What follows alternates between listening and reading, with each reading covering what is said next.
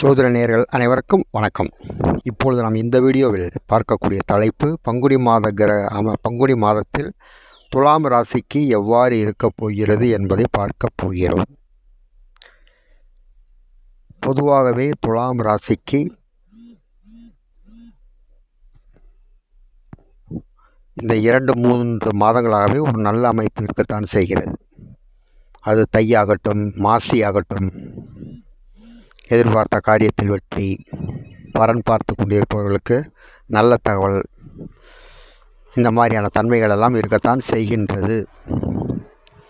இப்பொழுது இந்த பங்குனி மாதத்தை பொறுத்தவரையில் துலாமிற்கு இன்னும் அந்த பலன்கள் அதிகமாகும் என்றே கூறலாம்.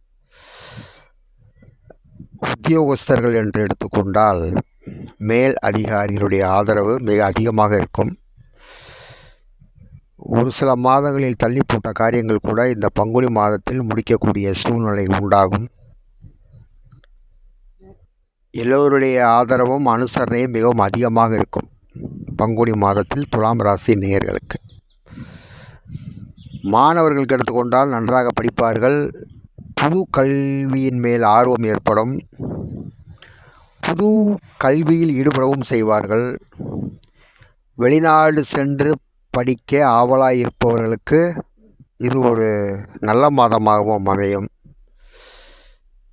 இந்த ஸ்காலர்ஷிப் இந்த மாதிரி எதிர்பார்த்துக்கிறவர்களுக்கு நல்ல தகவல் வந்து சேரும்.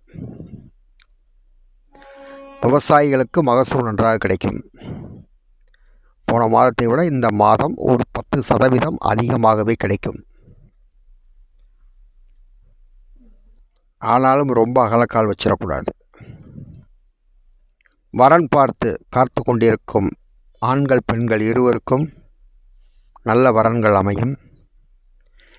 ஏற்கனவே வரன் விஷயமாக ஜாதகம் கொடுத்தவர்கள் அல்லது போய் பார்த்து சொல்கிறேன், பதில் சொல்கிறோம் அப்படின்னு சொல்கிறவங்களாம் ஒரு சிலருக்கு நல்ல தகவல்களை சொல்லுவாங்க. ஒரு சிலருக்கு தகவல் சொல்லவில்லை என்றால் அவருடைய ஜாதகத்தில் அந்தரம் தசா புத்தி திரிகோண பார்வை சரியில்லை அப்படின்னு அர்த்தம். ஸோ இந்த மாதிரியான தன்மைகளும் உண்டு. கூட்டாக தொழில் புரியவர்களுக்கு நல்ல ஒரு இணக்கமான சூழ்நிலை உண்டாகும். ஒருவர் பேச்சை கேட்டு விட்டு கொடுத்து போவார்கள். ஆனாலும் பெரிய பெரிய பொறுப்புகளை நம்பி ஒப்படைச்சிட வேணாம். ரொம்ப பெரிய பொறுப்புகளை. கலைஞர்களுக்கு கலைத்துறையில் நல்ல ஒரு வாய்ப்பு உண்டாகும். அவங்க சான்ஸ் தேடி இருக்கிறவங்க இல்லை ஏற்கனவே பதில் சொல்கிறேன் அப்படிங்கிறவங்கெல்லாம் திரும்ப மீண்டும் அழைப்பார்கள்.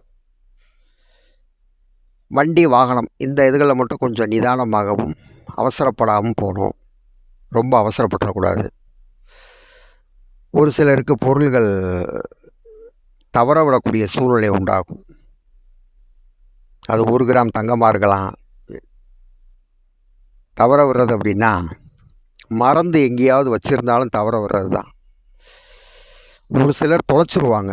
அதனால தான் வண்டி வாகனங்களில் போகும்போது ரொம்ப ஜாக்கிரதையாக போகணும். அவசரப்படக்கூடாது. இந்த பங்குனி மாத கிரக அமைப்பின் பலனை பொறுத்தவரையில் கோட்சார பலன்கள் துலாம் ராசி நேயர்கள் அனைவருக்கும் பொருந்தும்.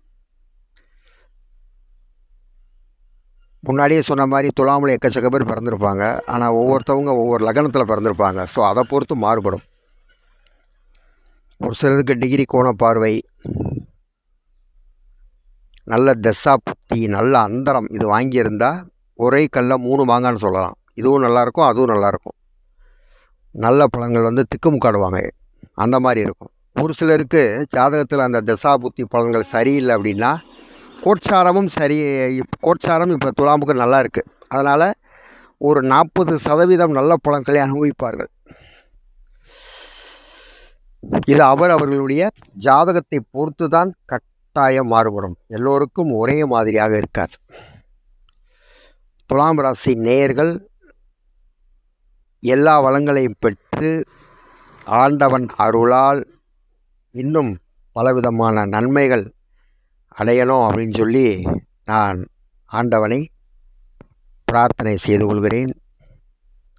நன்றி, வணக்கம்.